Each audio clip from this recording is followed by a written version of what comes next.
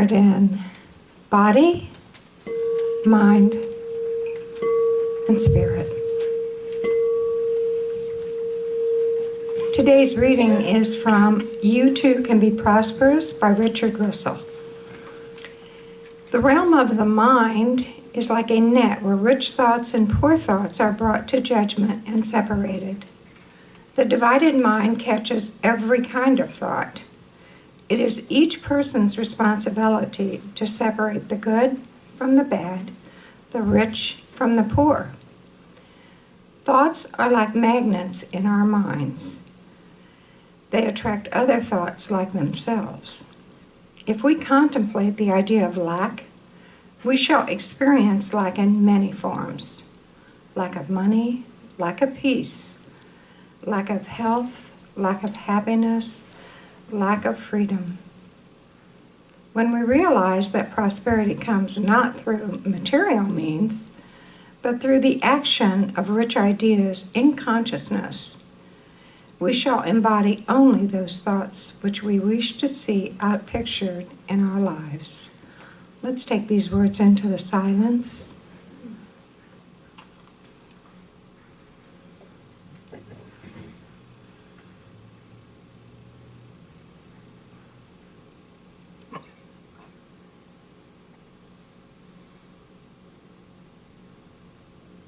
And so I know today that every aspect of this service is God expressing.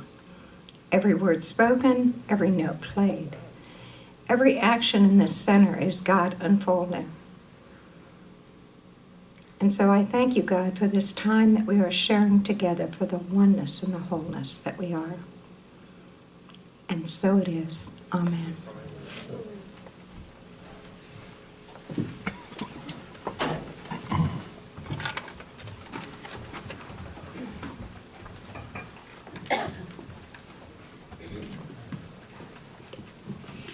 So if you're on Facebook, you know that last week when I was at the ministers' conference, one of the things we did was bend spoons. And today's reading really reminded me of that because, these are like heavy-duty stainless serving spoons from Target and forks and things like that. And if you are in the mindset of believing that you can bend that thing easily, then it will bend. But the problem is that as soon as it starts to bend, your mind says it's bending, and you go, I can't bend this, and it stops dead. So you get this kind of half bend.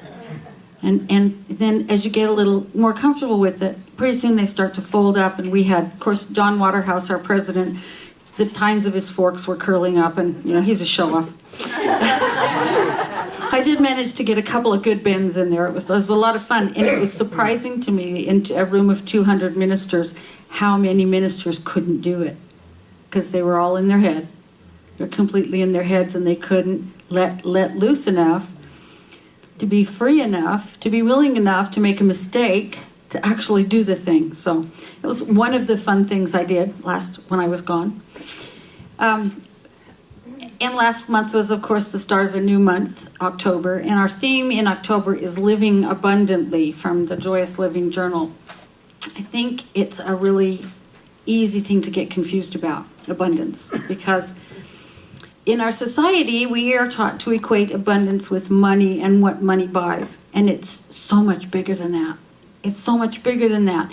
Abundance it invokes for me the experience of freedom, the experience of joy, the experience of well-being, the experience of ease and grace. And yeah, enough money. It is the experience of the feeling of there is enough. And that's a perception. That's a perception. And it's being grateful for all that we have. And that's a practice. That's a spiritual practice.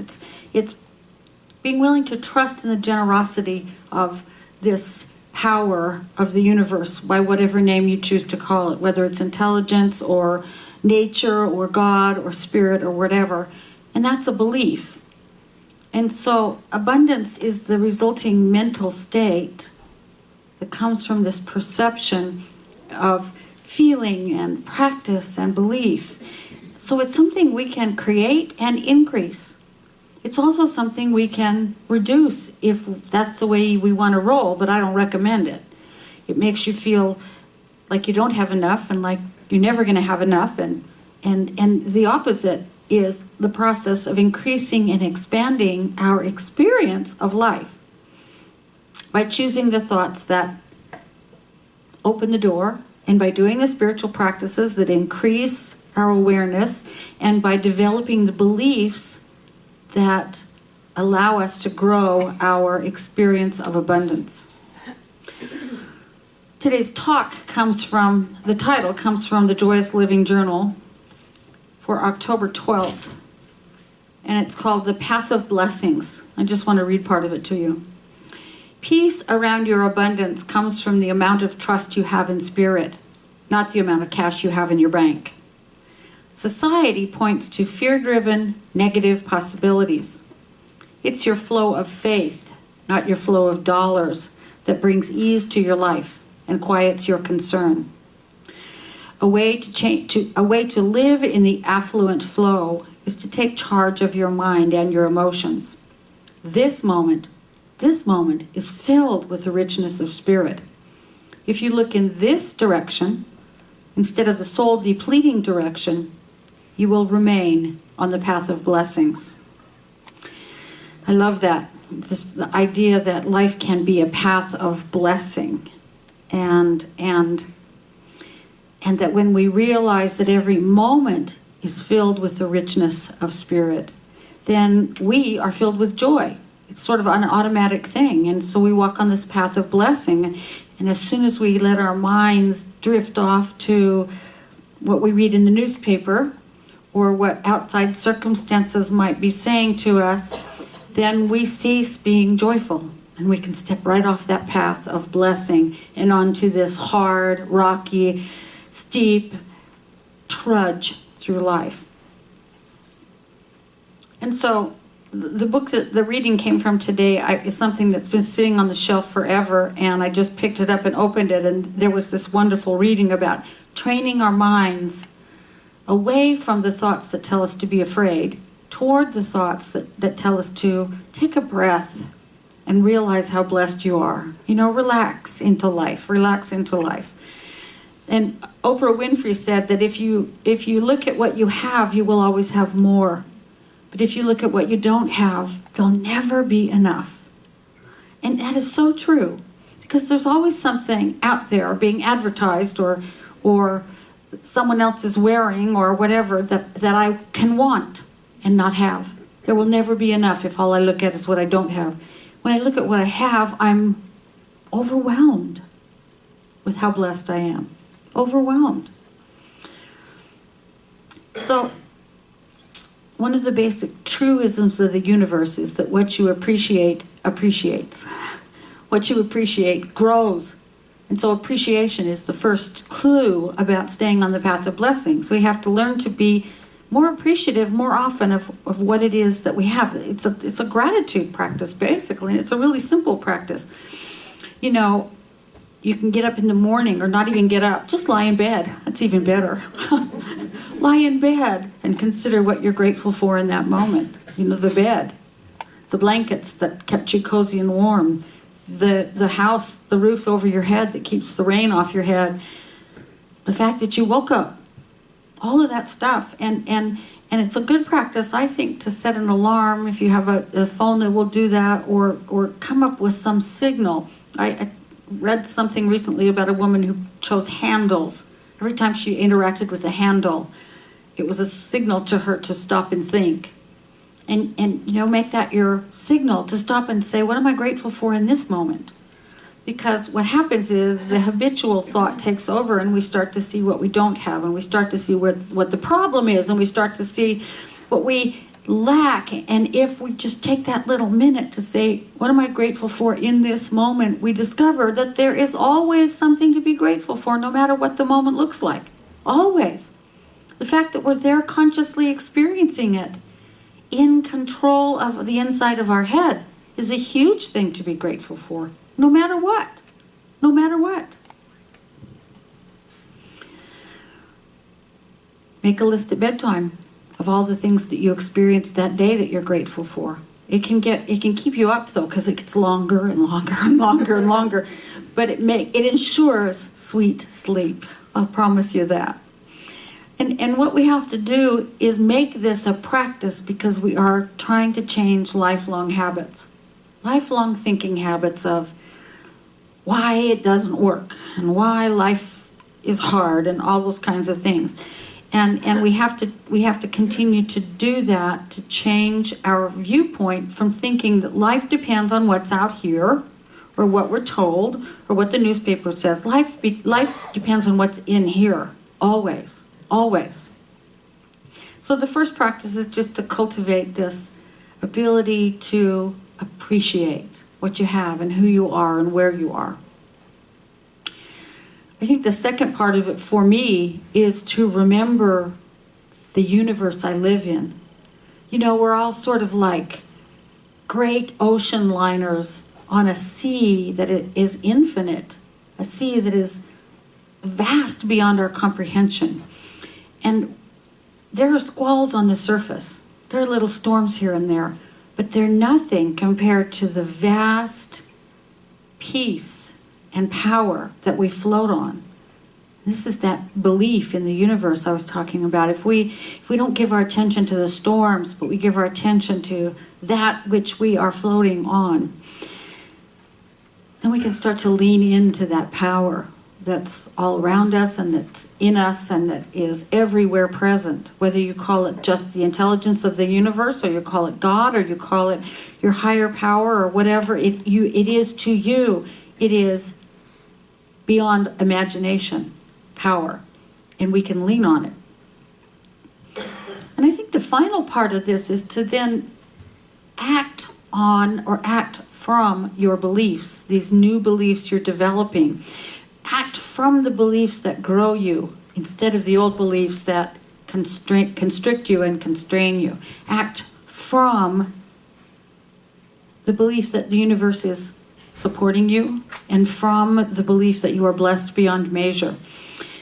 We were born into a physical body with, 5 senses that we all know about. We use them to take in data about the physical universe. But we were born with mental and spiritual faculties that are far beyond the senses. The first one, and the one that I find most amazing, is the power of imagination. I don't know any other animal that has it, so far as we know. I will always put that disclaimer in, because we don't know very much about animals. But the power of imagination is amazing. You can, from right where you are, imagine anything. The same amount of energy will go to imagining, living under a bridge eating cat food, or that's my old lady bag lady dream, or living a life I absolutely love to live. It's the same amount of energy. How am I going to spend it? How am I going to spend that energy? The power of imagination lets us create in our minds a detailed and perfect and thorough picture of what we would love to see, not just for ourselves, but in the whole world. It's how our community came to this vision, our worldwide community, of a world that works for everyone, by awakening individuals to their spiritual magnificence. This world that works for everyone. It lets us create this picture of what we would love in life. And another one of our faculties is the power of will. Will allow us to keep focused on that which we want to see, instead of on those old other kinds of ideas that drag us into fear and that drag us away from realizing our own spiritual magnificence. The power of will keeps us focused on the sea instead of the squall. Ask yourself, what would the person living that life be doing? If I were living the life I would love to live, which I am, by the way, and it can always be bigger, right? So I always keep a picture in my imagination of what I'm developing toward, what I'm evolving into. And it's always bigger. But what would the person living that life be doing today? Not so much to take me toward that life but to come from that life, the life of my imagination. So if I am a person who doesn't have little hissy fits like I had the other night after class when someone forgot we were here and set the alarm, if I were a person who floated through experiences like that and said, oh dear, someone's left the alarm off, I'll turn, instead of some idiot turned on the alarm, I really kind of lost it and I had to apologize to everyone standing around me. But anyway,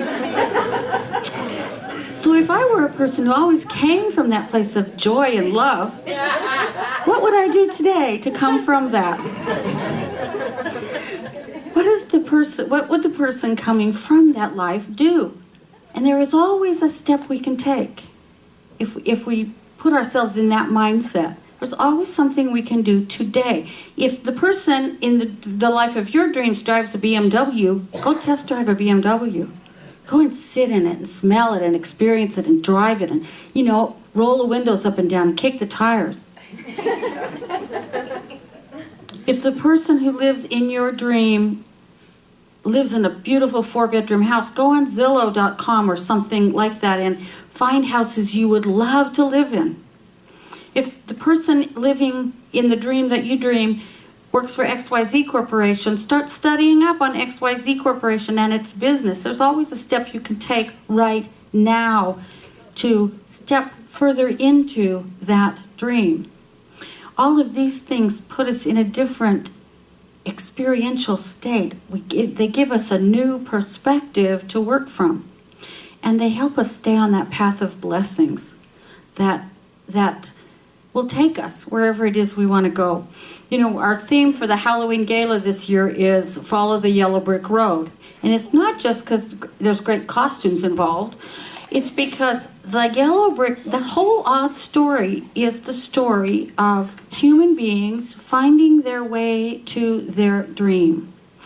Everybody says to Dorothy, stay on the yellow brick road, follow the yellow brick road. So she does. And she gathers these companions who are also looking for their dream, and they stay on the yellow brick road no matter what until they get there.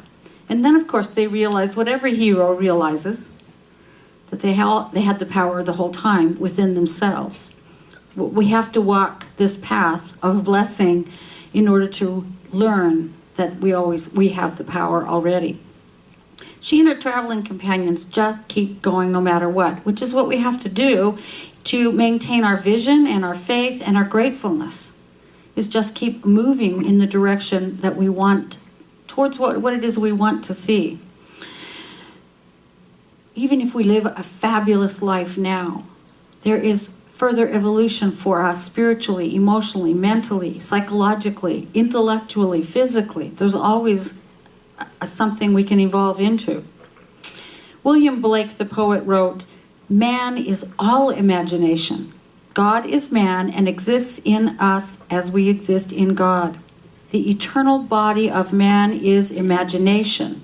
That is God itself."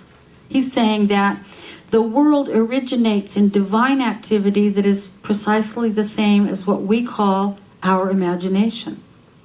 God thinks into existence the next evolutionary step as we do the same in our lives.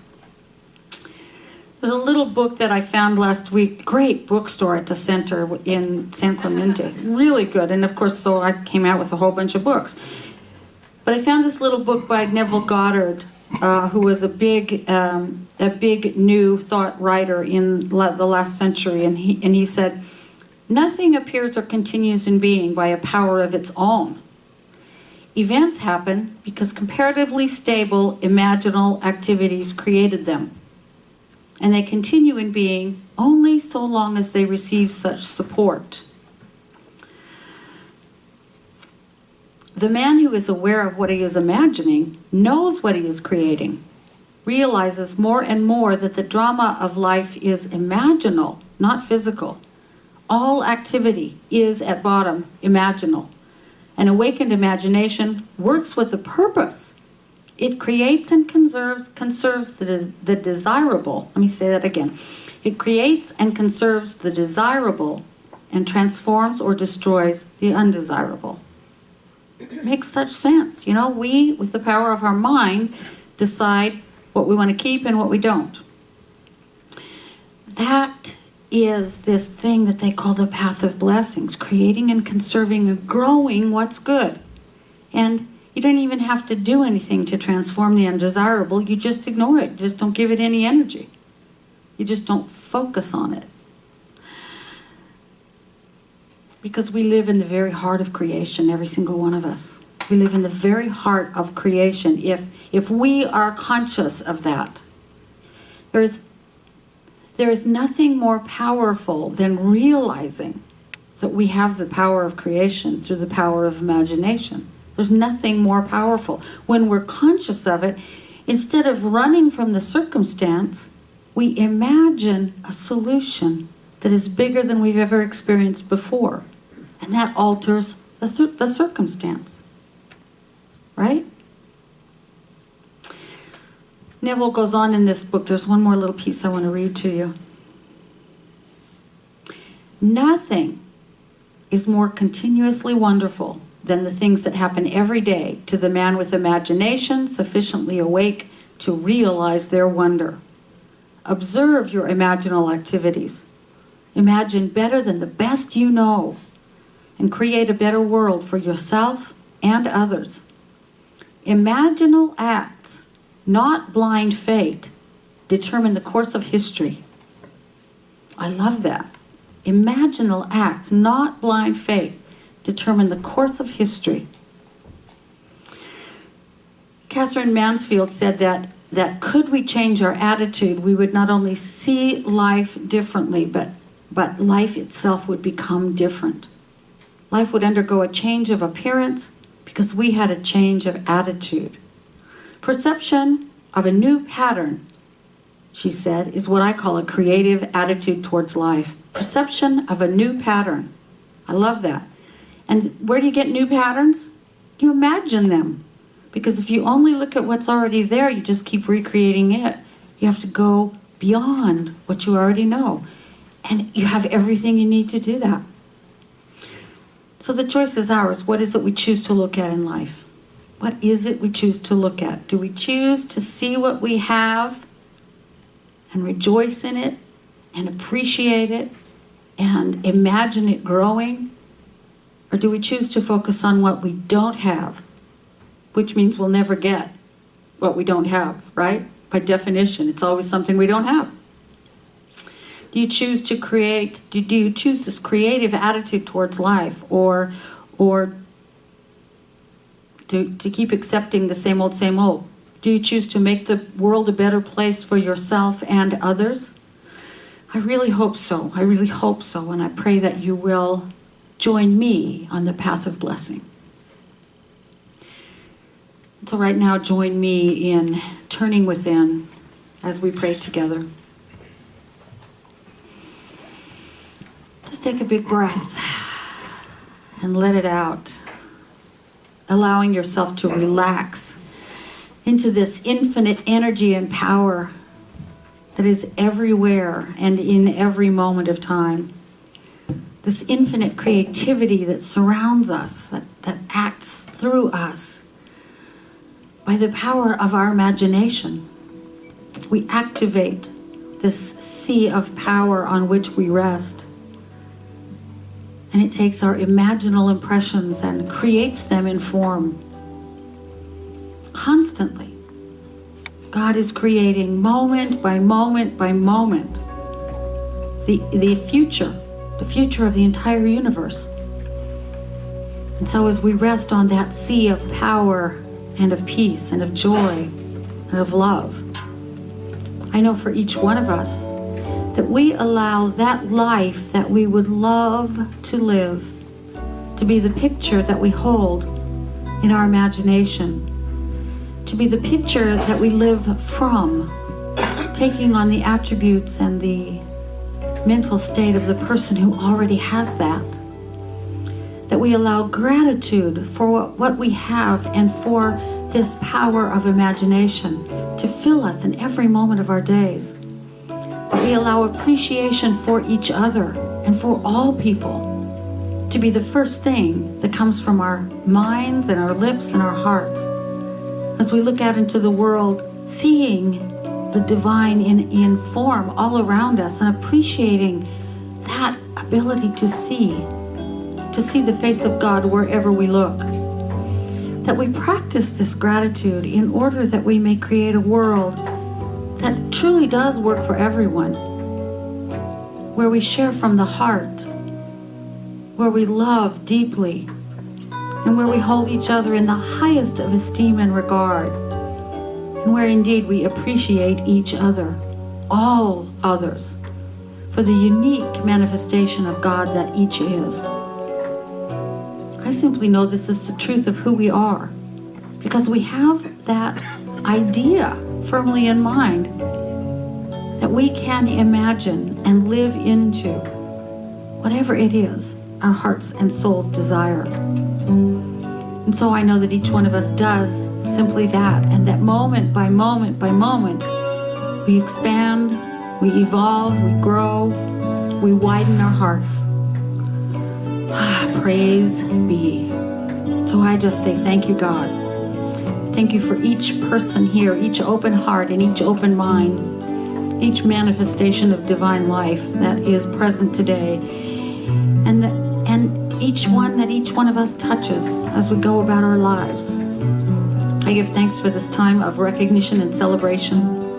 I give thanks for this community of light. And from this place of deep gratitude, I let go, because it is this infinite sea of God, this power and presence that makes it so.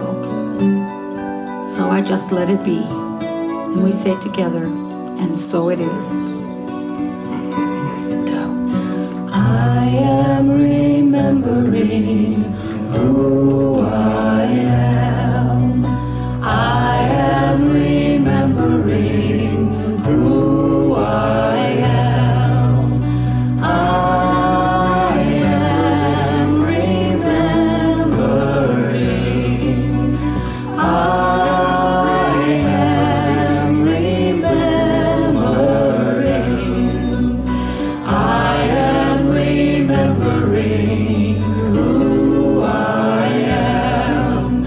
I am remembering who I am. I am remembering.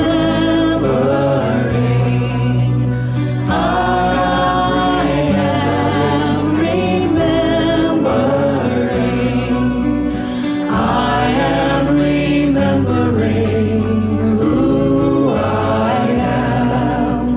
I am remembering who I am.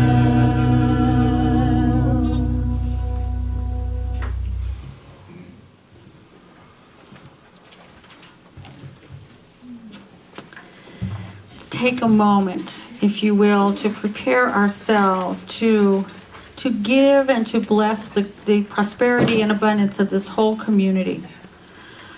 Which means let's take a moment to be grateful. Stop to think for a moment about all your blessings, about all that you have, and most especially all that you are, all that you give from to the world. And think about all that you receive from the people around you.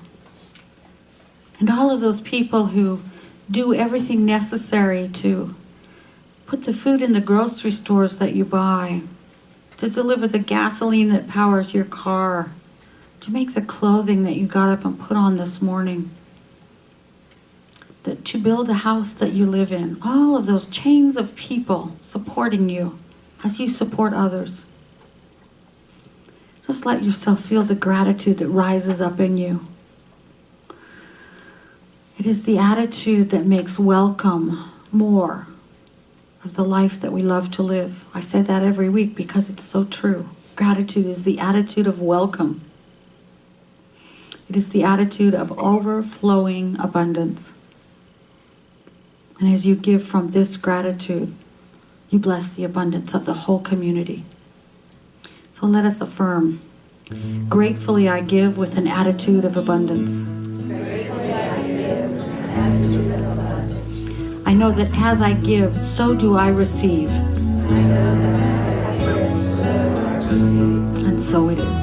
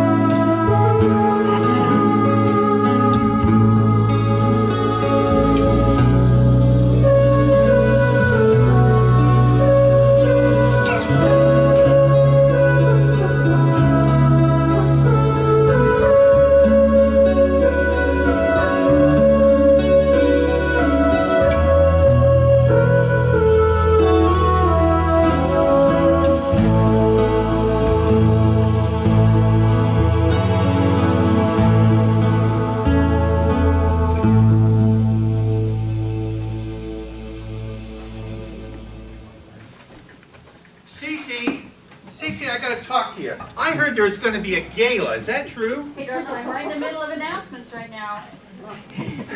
I know, but this is really important. Excuse me just a minute. Yes, it's true we're going to have a gala. What is so important you have to interrupt me in the middle of service? Well, we always have a skit at the gala.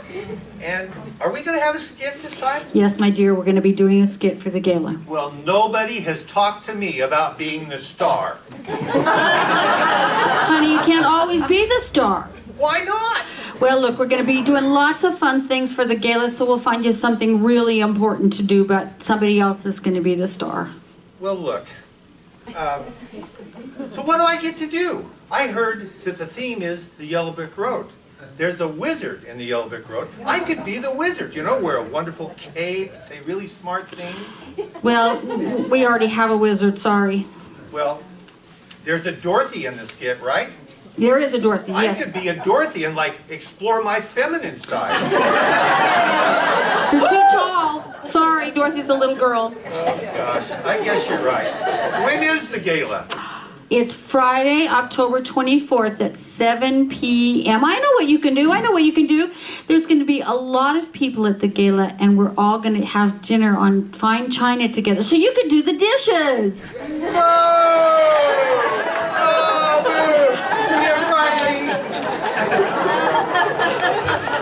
Skit number 1 for the gala, which is October 24th.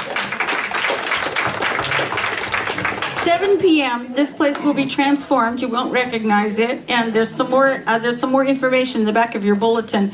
And many of you probably received the invitation card in the mail. It's going to be a great party, wonderful buffet dinner. It is a gift to you. There'll be a short auction and a costume contest, but you don't have to wear a costume if you don't want to. We'll let you get by with it. You won't get squirted if you don't wear a costume. It's always a really, really fun event, so please plan to come. The 24th of October, which is just less than 2 weeks. It's actually 10 days. It's close. It's coming right up. It's a fun party. I want to give some special thanks today to Patty McCormick and Chris Ellis. They have been part of our community outreach team for the past year, and they've worked really, really hard on a couple of projects. They're stepping away from that team to focus on their business, the Institute of Holistic Leadership. So when you see them, give them a thank you, because they really have worked hard. And also a big thank you to everyone who was at the Yellow Springs Street Fair yesterday. The Free Hug Lady, Teresa was there, Teresa Napke was there. Keith Gunderklein, who's also our core council president, did a ton of work schlepping stuff up there and back and setting up and taking down. Julie Slife, Maggie Pierce, Teresa, as I said, Michelle Hale, Ken Spears, and Kelly O'Keefe. Did I miss anybody? I hope not. Thank you all so much. Clara. Oh, and Clara. Clara the awesome. Clara the wonderful. Yes. If anybody ought to be the wizard, it should be Clara, because she works magic around here. So thank you all. Thank you, Clara, and thank you all for really, making our presence known there. It was wonderful. The Spiritual Book Club will meet today at 5:45. There's a little date change. And if you look at your bulletin insert for all the events coming up, you will see that there's things happening all the time. There is one correction on that, and that is that there's an Ignite meeting today, right after service, and the next Ignite meeting is November 23rd, not November 2nd. There are several people here that I want to acknowledge for finishing our foundations class. And two out of three are here. Fernando Rivera and Clara Jackson. Will you come and get your certificates, please? The other one who actually finished and got all of the homework in and all that kind of stuff is Michelle Hale, and she's not here today. But this certifies that you have actually completed this course, and it's signed by me and by Ken Gordon, our spiritual leader, and by John Waterhouse, our president. Thank you so much.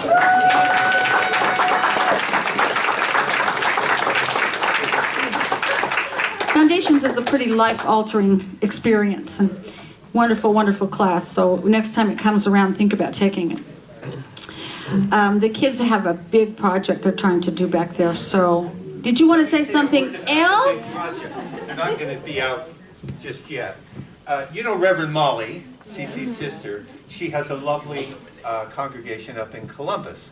and they proposed that our youth program and their youth program correspond, sort of become pen pals. And so our kids are finishing up right now the last little bit of their first correspondence with Columbus. They're really having a good time. But anyway, we'll see you next week. Thank you, Mark. The kids are blossoming back there. I love it. I love it. I love it. So if you would like prayer after the service for anything at all, if something that you can't quite see the truth of is up for you, or if you just want more of the wonderful life you already have, please see one of the practitioners. They are the ladies with the white or teal prayer shawls on. You just have to walk up and say, "I'd like prayer," and they'll say, "What for?" And you can ask Becky for vowels or consonants if you'd like. But all you have to do is walk up and say, "I'd like prayer," and they'll take it from there. They are professional prayer practitioners. They've trained for a long time, and this is their gift to you after service. So take advantage of that. And right now, let's stand and do our closing affirmation. You can stand up, but before we get done, Reverend Cece had a birthday this week. We think that we should sing happy birthday to her, so follow me.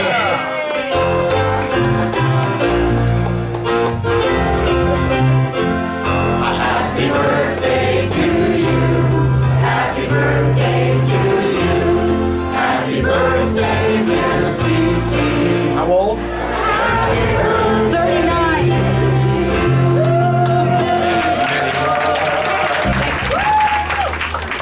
It's actually 58. I'm not really 39. I could pretend, though. Imagination is a powerful thing. It is. You're right. Actually, the person who was here last week looked at the picture on the wall and said, "You know, you need a new picture. You're getting younger." So it's working. It's working. So let's affirm together, and then we will sing "A Light in the World." There is a song of the universe, and I sing it. There is a song of the universe, and I sing it. There is a hymn of praise, and I praise it. There is a hymn of praise, and I praise it. There is a life of joy, and I live it. There is a life of joy, and I live it. And so it is. And so it is. Have a wonderful week. You